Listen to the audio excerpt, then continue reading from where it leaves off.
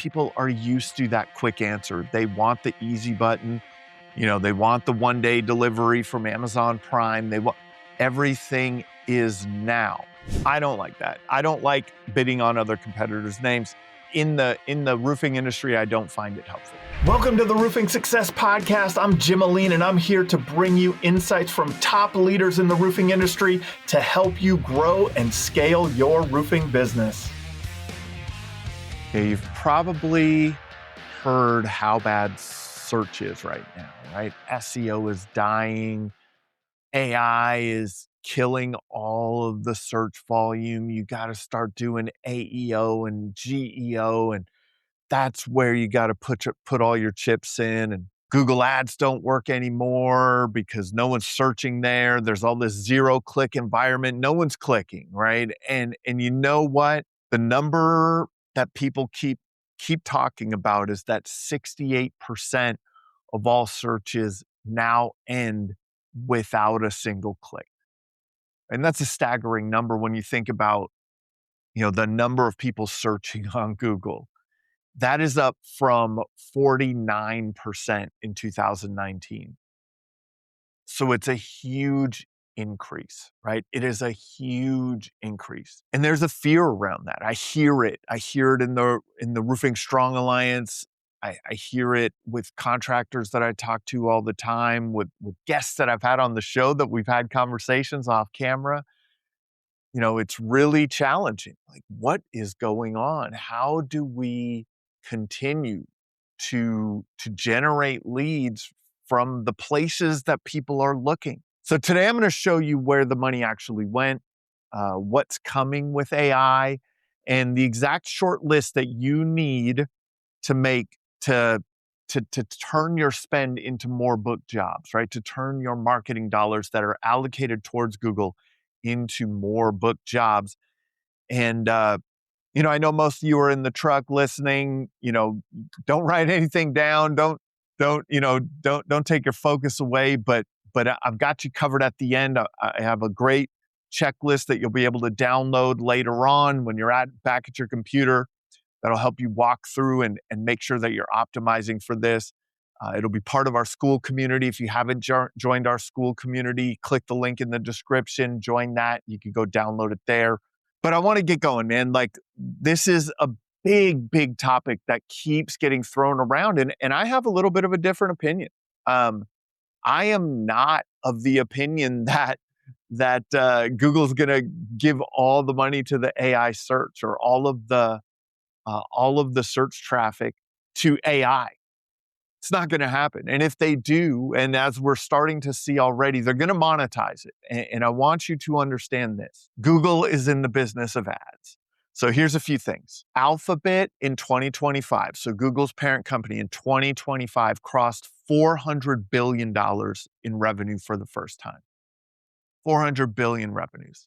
73% of that came from advertising. Search alone is the biggest profit engine on earth, and it is still growing. Of the 402 billion, 73%, so almost $300 billion of Google's revenue came from search. 1 in 4 AI mode now results now have ads in them. So Google's not abandoning ads, right? They're not abandoning Google Local Services ads. They're not abandoning Google search ads, Google pay-per-click advertising. They're not abandoning any of it.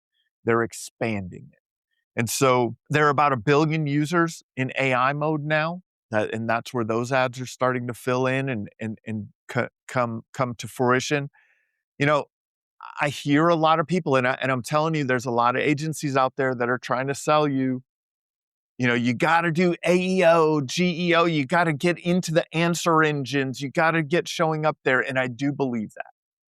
But that's not where the calls are coming from yet.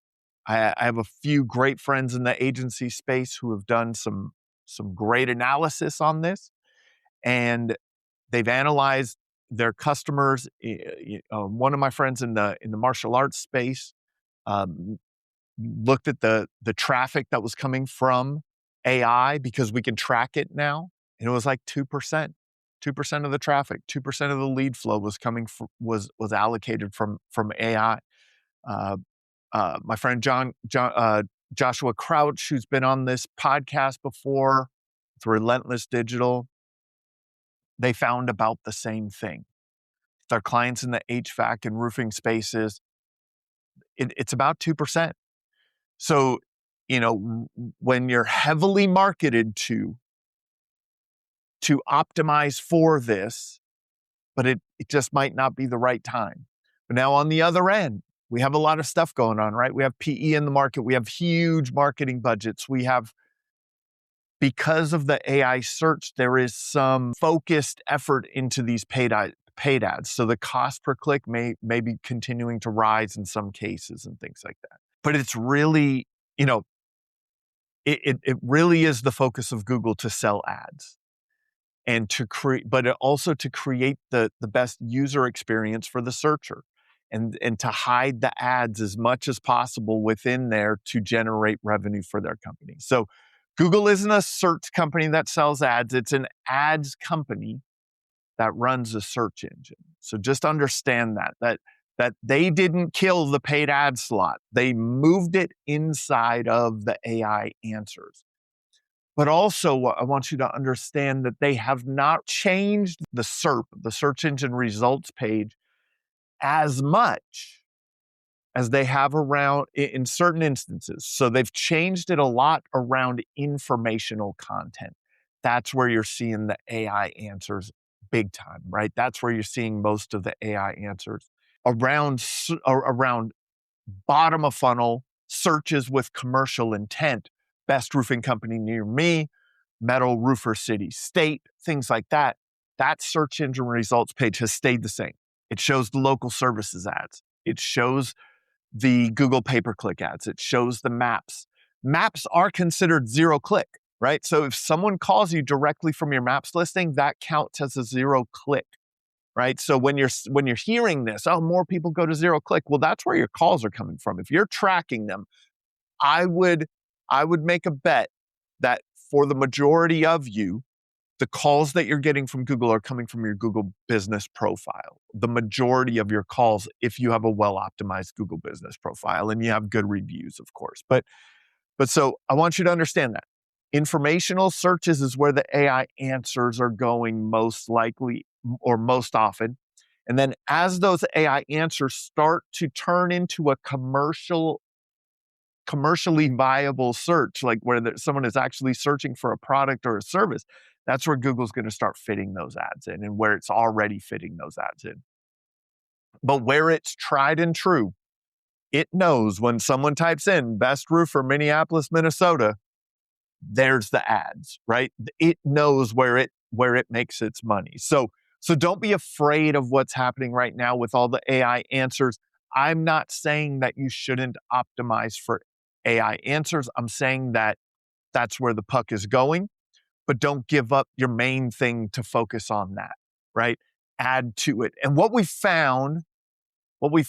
a lot of search engine optimization experts have found is that good SEO equals good AEO and GEO. So if you continue to work on your SEO and deliver good content, there's some tweaks that you can make, and I've talked about that in some other episodes and in the Roofing Strong Alliance. There's other tweaks that you can make, and maybe we'll do another solo episode on that. Drop it in the comments if you want a solo episode around what tweaks you can make to your SEO to make it more viable for AEO. Google makes its money from ads. So it's not going away. Let's follow the money, right? Not follow the stats of, hey, there's so many zero clicks. Google is not going to give up 70% of its revenue, 73% of its revenue, right? So some things about the zero click SERPs, like we said, 68% zero click now. AI overview cut clicks, by about 60% when shown. But it's because it's better. It's a better answer. It's a better interface. Google is always trying to provide the searcher with the best experience possible. And I don't know if to me, a lot of the AI answers are better than what I would get from a traditional Google search, right? So we have to understand that. 20% show AI overviews. Um, you know, let me just show you a quick. I'll have our video editor edit this in, and I'm going to show you.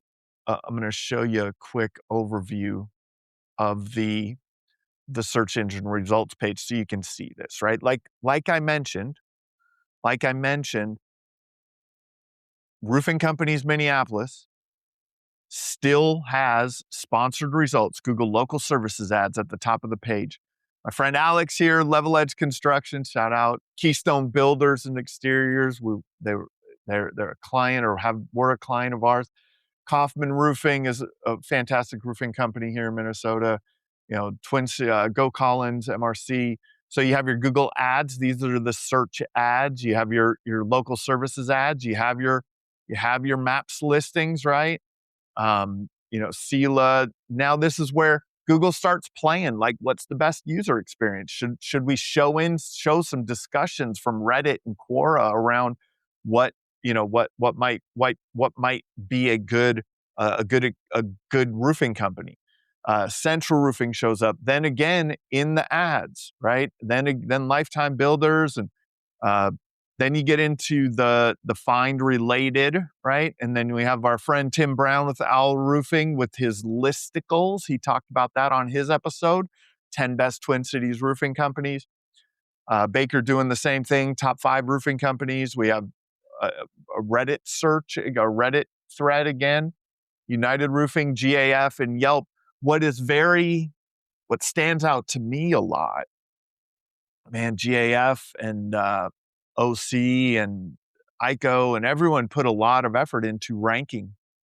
And they did it because that's what Home Advisor was doing. And that's what Yelp was doing. And that's what Better Business Bureau was doing. And those, Home Advisor really, it extracted that Google traffic and turned it into leads to sell to contractors and other providers, right? That was their whole business model. Then, the way that I like to frame it is Google saw that and they're like, it's a great business model. Let's do the same thing, but we're going to put it at the top of the page and call it Google Local Services Ads. And we'll do a better job and create a better user experience from it, which they have. And so I want you to see this. It did not go away. Like, those bottom of funnel things did not go away. The searcher is Google's customer, not you, right? Understand that. The searcher is Google's customer. You buying ads on Google's platform is not that you are the searcher. So the clicks that disappeared were never clicks that paid, right? They weren't the ones that paid. It was really the searches that were around information. It was top of funnel is what we call it in marketing. So, hopefully that helps you. Where we're going a little bit too is that AI will start to book the job, right? AI will start to get quotes for you as a consumer, as the searcher. I talked about this with Marcus Sheridan on our episode not too long ago. The journey is changing. The customer journey is changing, where you're going to type in best roofing company, city, state, and then you're going to click like online estimates, and then you're going to click get me online estimates, and it's going to go, and the AI will go and reach out and get you online estimates and bring those back and read those and give you comparisons and tell you this one is not apples to apples and this is, so all of these things are coming, and that's going to happen. But boy, don't think that Google's not going to have its hand in the ads there, right? Like, so right now, 45% use AI to find local businesses. That's mostly in the 30 to 44-year-old age demographic. About 64% of people in that age demographic find companies using AI now. AI usually only returns 1 to 2 names. They have a much more limited scope on who they recommend. What's cool about AI is you can then say, well, give me 5 more. And why did you choose this one over this one? And if you had to rank them around, if around doing metal roofing and their competency in metal roofing, which would you choose? And if you had to rank it based on price, what would you choose? And there's a lot of things that you could do to make the conversation flow in AI a little bit better. But the speed to lead is always going to be the most important, right? So the reason and the way that our answers are getting changed, displayed to us, makes the search process more efficient, right? I don't have to go and read all 10 of those websites that used to rank in the top 10 in Google and go, oh, let me read this company's website. All right. Then I'll go read this company's website. Then I'll go read this company's website. So all of this is just making the searcher experience better. It's making the searcher experience better.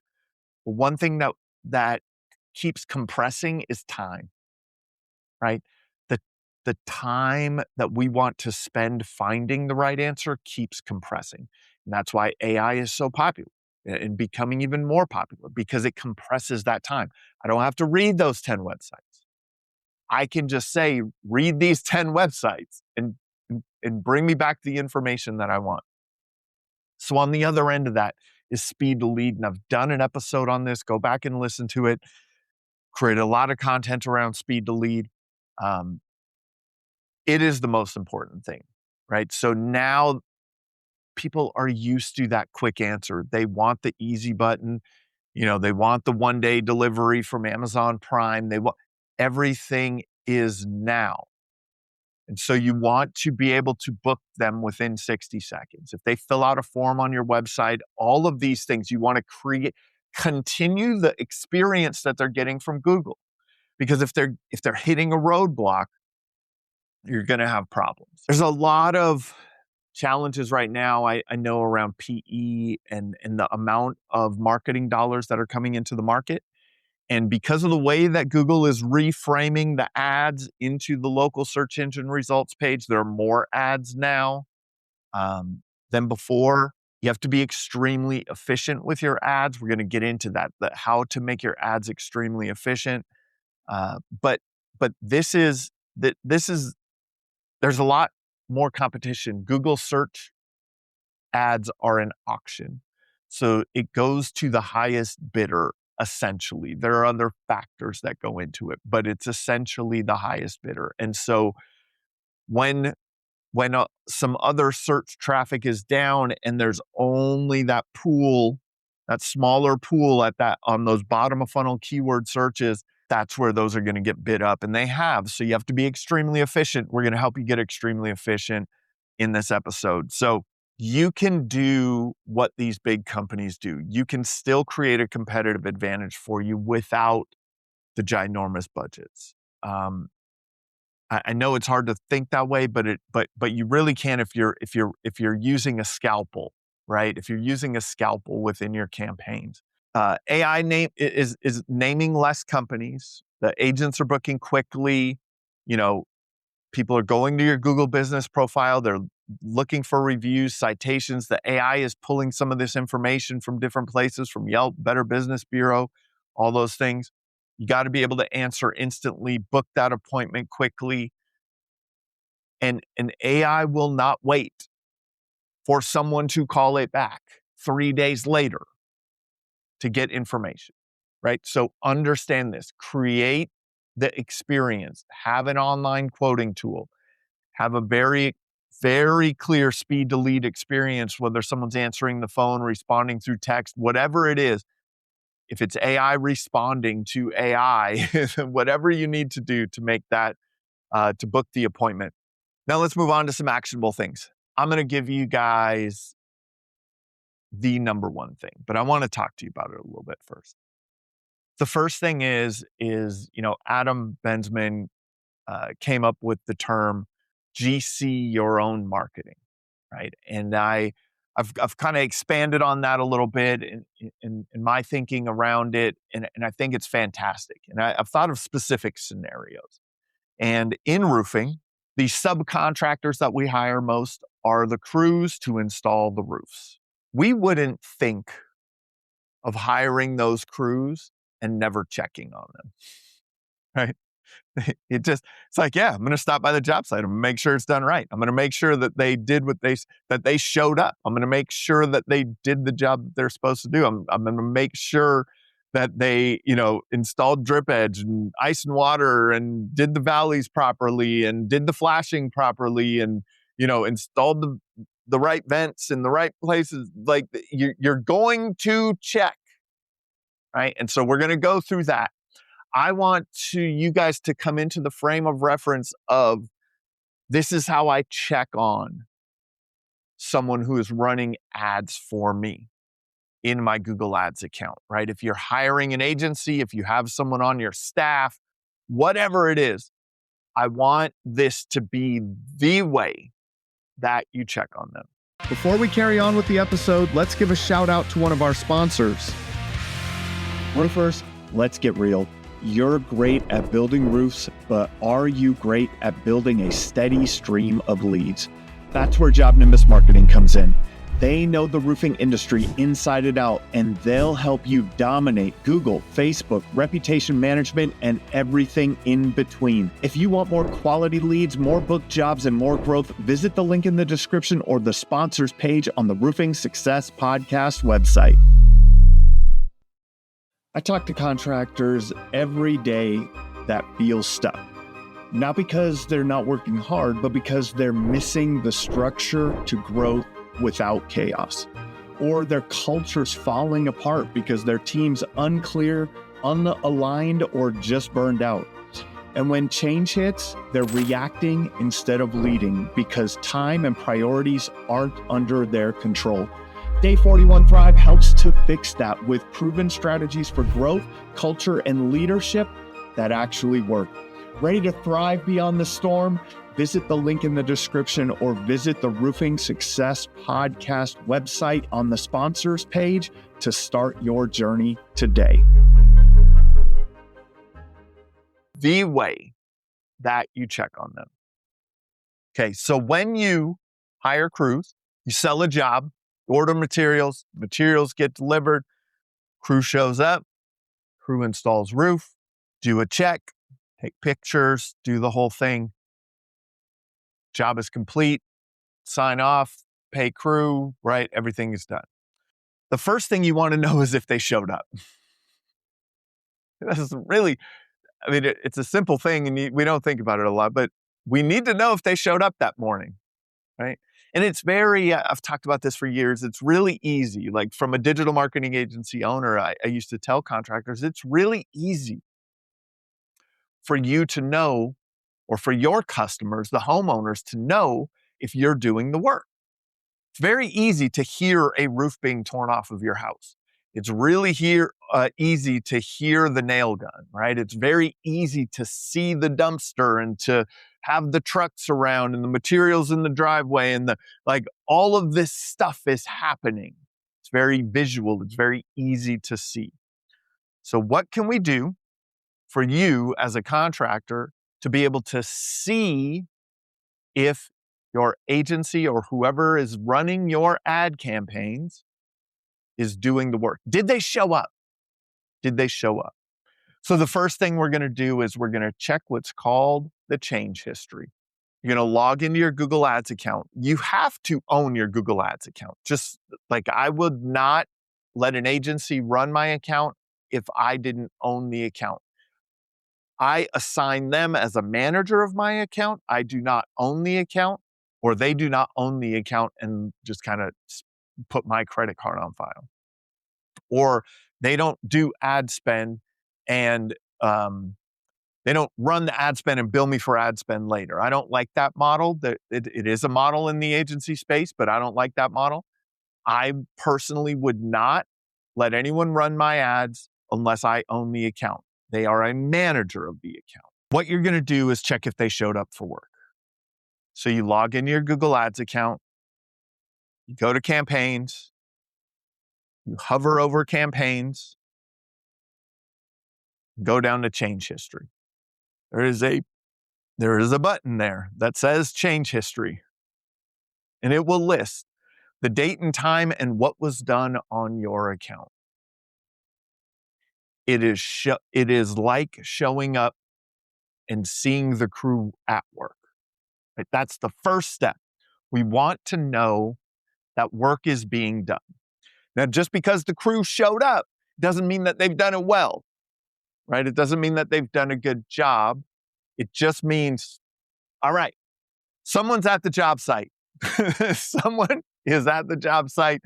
They have nail guns. They have, they're ready to work. They're there. They've started working. I can see the things that they've done. Some of you may have ongoing checklists. I know contractors that do this in company cam where they'll, as things progress, the crews are supposed to take pictures, right? So, you take your before pictures, do your demo, you take your pictures, you do your ice and water, you take your pic, right? So we're doing photo reports. Those are change histories. That's change history. It's what was done when, right? So we want to be able to just simply do this. If you can't do anything else, if you're like, I am too technologically inept to understand these Google ads and everything, you can understand. You can go in, press change history. Or have your ads manager, screenshot their change history if you can't get in. Look at the change history. Make sure that work is being done. If it's empty for 30 days, it's neglected, right? The fear that we used to have to overcome in selling digital marketing services was that, hey, we hired this company and they did this set it and forget it thing. That's that. They set it up. There's no change history. So if there's no change history in 30 days, my goodness, that company they're not even checking on things, right? No one is watching. I want to see change history more frequently. It may not be daily because of the way Google ads are run. Some things need to get changed. Then you need to wait for more data. Then you go in and make some additional changes. So it could be every few days. It could be once a week. It could be, but I want to see that someone is in there making changes. And so one of the things that you can do is you can look at that change history. You can have it open.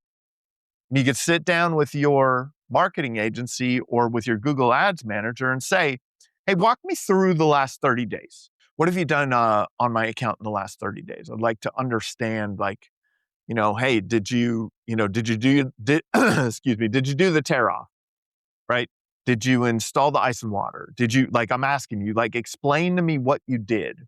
And so walk me through this. And a good ads manager will go, yeah, I did this, I did that, I did negative keywords, I changed this campaign up, we changed some headlines here, we flipped the landing page there, and they can talk you through all of that. And you have a record of everything that was changed in the account, so you can actually see that. So those are things, right? So what I want you to do right now is, if you're driving, if you're not in front of your computer right now, do me a favor. Hit Siri, hit Google, hit Ask Google, whatever you have on your phone, and say, create a reminder to check the change history on my ads account. Just do that. So I'll wait for a second. Just do that. Check the change history. This will be the most impactful thing that you can do right now if you feel like, hey, man, I don't know if this is working or not. So do that right now. That's the one thing, right? That's the one thing. So, it's very easy to see that. Campaigns, change history. That's all. Show last 30 days. After we know the change history, the next thing that we want to really focus on is negative keywords. We need to make negative keywords the number one lever. 20 to 40% of budget leaks to garbage. And to really compete with companies with ginormous budgets, we have to run efficient, right? And so we want to make sure that we are running in phrase match and exact match only. Ask your ads manager, are they running in broad match? If they are running in broad match, ask them why. There may be a good reason, right? They may be looking for additional keywords to bid on, but it's a small, it should be a small percent of budget, and it should be, have a purpose behind it. So you can have broad match, but there has to be a purpose behind it. Phrase and exact match with a lot of negative keywords. So what's a negative keyword? So easy junk, right? It's the junk. Google doesn't just show you for the words that you create anymore. It shows close variants and all these different things. Some of those are like jobs. Roofing jobs, Minneapolis, right? So you may show what you might be bidding on roofing Minneapolis or roofing company Minneapolis, and Google says, oh, jobs is close enough.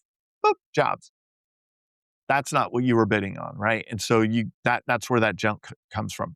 Salary, DIY, anything related to DIY, free, cheap, supply. Very early on in our agency, we had a client who was the name of their business was Location Discount Roofing, right? I'm not going to say the location, but that was the name of their company. It started with the location that they were in, and it was Discount Roofing. So the first thing that they were wondering when they started generating leads for the business is, man, why do we have all these price shoppers? I said, well, sir, your name is Discount Roofing.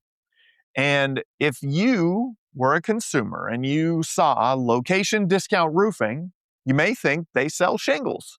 So they got a lot of calls for people looking to buy supplies. And so you got a negative keyword, all the supply stuff, ABC, Lowe's, Depot, all of this stuff. One of the most challenging ones around negative keywords is competitor names. Because every roofing company is named something roofing company or roofers or, there's so many of that. You're not going to get them all.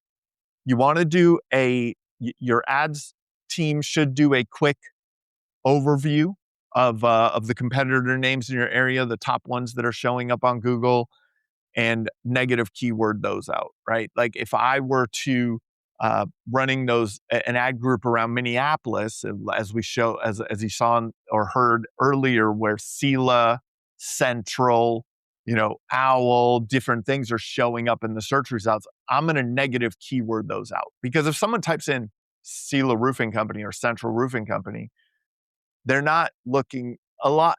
In most cases, I'm going to argue this. You could argue with me in the comments if you want. You could call me, text me, and argue with me about it. But if someone types in Central Roofing Company and makes a phone call, I believe that they are either already working with Central Roofing Company and need an update on their project or something like that, or that that they are looking specifically for that company to get a bid from. Right? For you to jump in the middle, and when they're looking for Central Roofing Company and they make that phone call, and you say, Owl Roofing, how can I help you? They're like, oh no, I'm sorry, I was trying to reach Central Roofing Company. So this is, you got to really get out those competitor names. Some of that activity that you're going to see on an ongoing basis is adding negative keyword terms, and you want to see them continuously adding company names because you're going to get them. It's going to happen, especially early on in campaigns. You're going to waste some spend on that. Unfortunately, it's part of the process, right? It's part of Google's way of of making sure that they get paid, right? Making sure that they maintain that 300 billion in revenue, right? Where you find this is in the search terms report.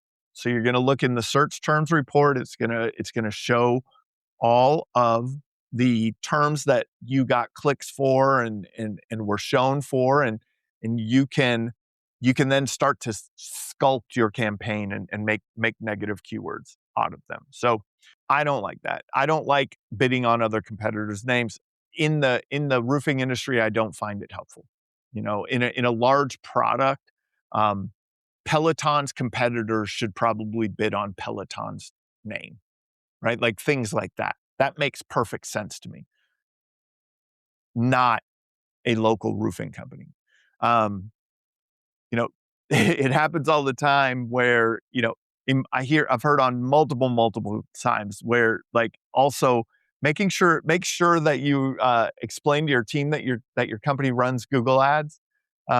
Because I've heard it too many times where an employee is calling in. They typed in the name of your company. They called you from the ad, and they didn't even realize it. And they're costing you the, $80 or whatever, $100 or $40, whatever that click costs. They're costing you that. So make sure all of your employees actually save the office phone line in their phone. So check your search terms report. That's a very impactful thing. That's another thing and it's in the guide that you'll be able to download in the school community. You got to really watch out for that.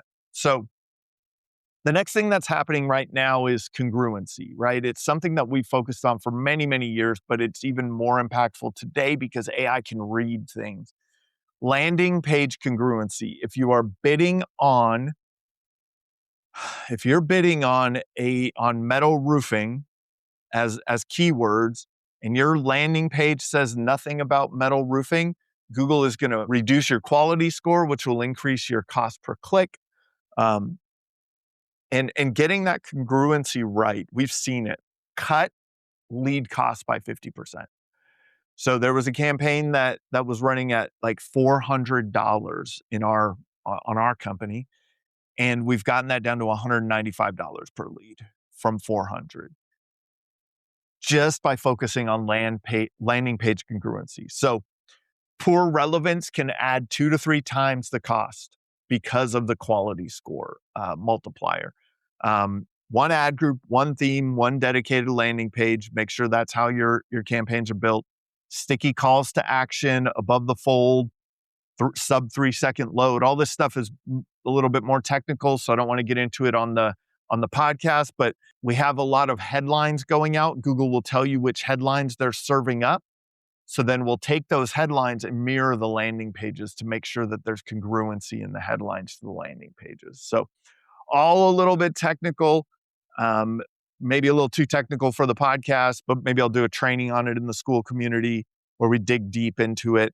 Don't over-engineer it. You don't need, a landing page for every, ad title or anything like that, but frame it around the service, the city, that type of thing. Kill all the defaults. There's a friend of mine who's a very fantastic Google Ads manager talks about it. It's like a car dealership. Google's like a car dealership. So you go into your ads account, and that's like buying a car.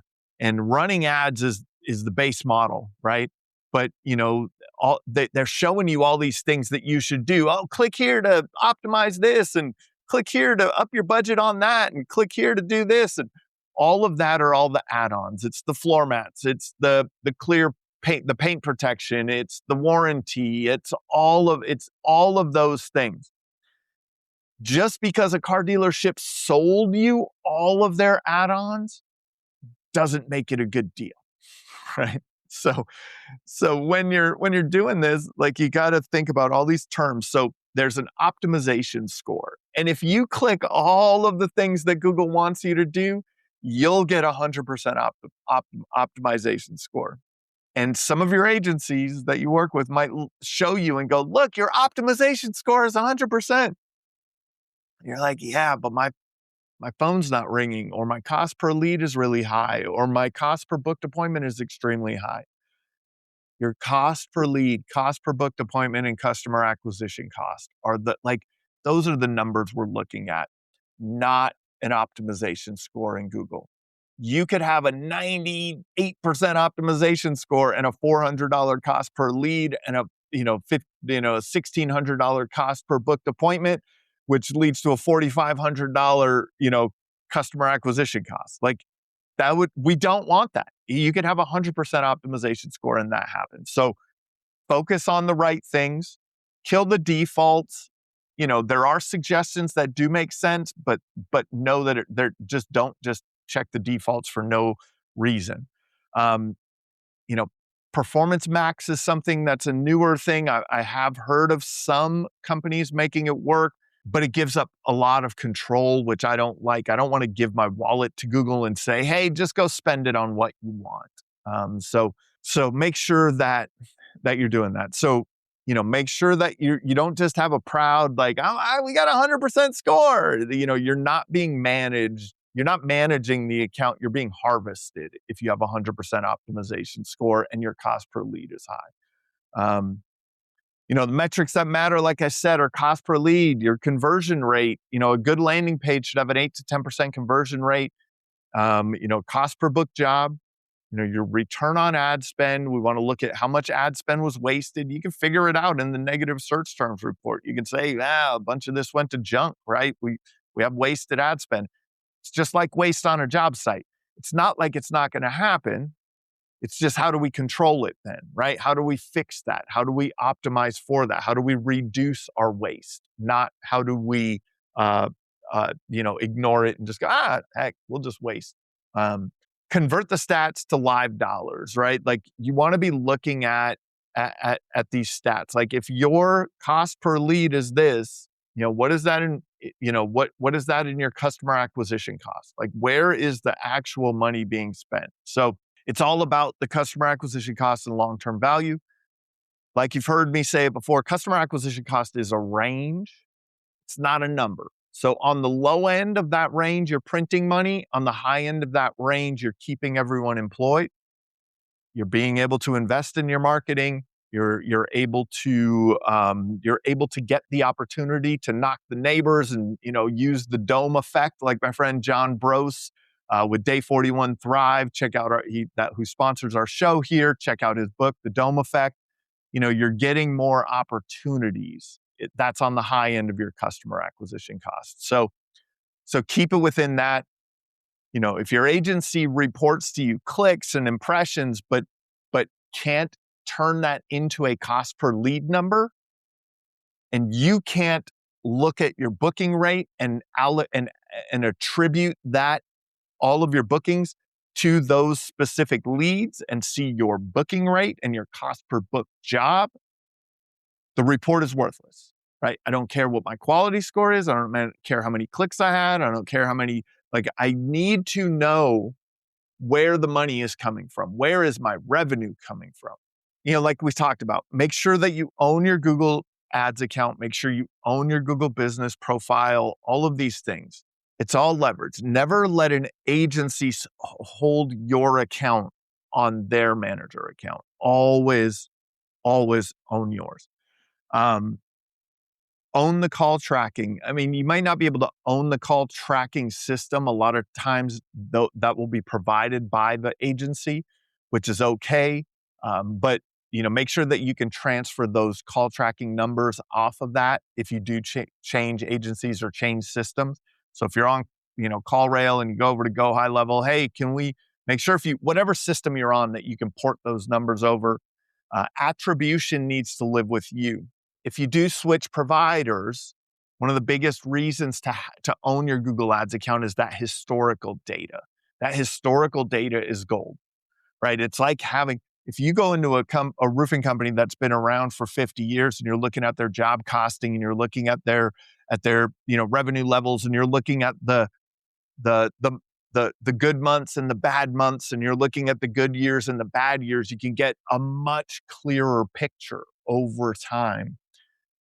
A startup is like, well, we don't really know what's going to happen here, right? So you don't want to just have a startup every time you start to rerun Google Ads. 5 questions monthly. Change history. Are we adding negative keywords? How are we adding our settings and looking at optimizing in terms of, are we only taking the settings that Google is providing us?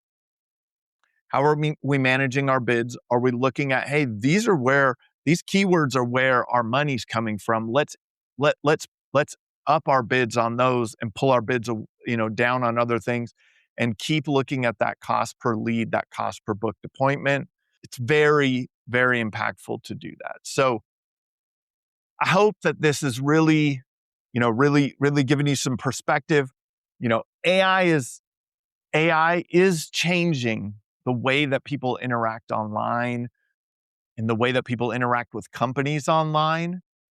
But don't let these stats fool you, right? All of these companies run on ads. ChatGPT started to introduce an ads product. They're selling something. Claude is selling tokens. I don't know how many of you are using Claude, but I've hit my token limit multiple times now. And I'm like, oh my goodness, I got to add more money. Like we're the product. Understand that we're the product. There is, there's nothing to it, nothing more than that. So, Gemini will be building in all kinds of ads as they have already. Like there's all this stuff that the ad products for these AIs, it will either be ads or token usage. You're going to pay for it one way or another. What they're doing right now is allowing you to use it and see that it's a better experience, right? It's like, hey, take it for a test drive. You'll love the nice leather seats. Feel the acceleration, right? Like they're just letting you take it for a test drive. An example of that in Claude recently, as I'm recording this, they announced a new model called Fable. They said Fable is available until June 12th.